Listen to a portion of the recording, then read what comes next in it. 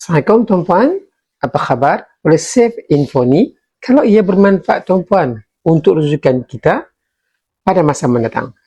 Tuan-puan, ini kisah salah seorang dealer saya yang menyimpan emas sekitar tahun 2021. Tuan-puan, seorang penyimpan emas saya ni, dia telah menyesal beli emas tuan-puan. Dan saya harap anda semua pun dapat sesuatu daripada perkongsian ini. Tuan-puan, dealer saya ni, dia telah beli emas 10 gram tuan-puan pada harga RM2,600 tuan-puan untuk upgrade dealer pada ketika itu. Dan dia hanya beli tuan-puan, itu sahaja dia beli. Sekali saja melalui account Get.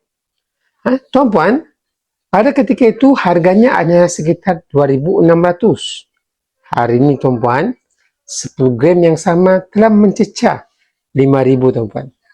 Tapi sayangnya, oleh sebab beliau tak maksimumkan keuntungan daripada tabungan, beliau hanya menyimpan sekali itu sahaja.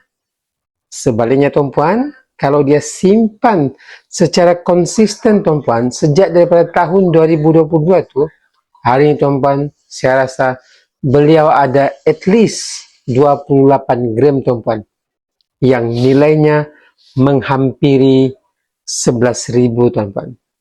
Itu baru simpan RM100 sebulan. Kalau beliau simpan 1 gram sebulan, agak-agak hari ini sudah mencecah 47 gram tuan-puan, yang mana nilainya melebihi RM40,000 tuan-puan. Sebab tu saya selalu tekankan untuk kita menabung, kita perlu konsisten tuan-puan, walaupun serendah RM100 ataupun 1 gram sebulan.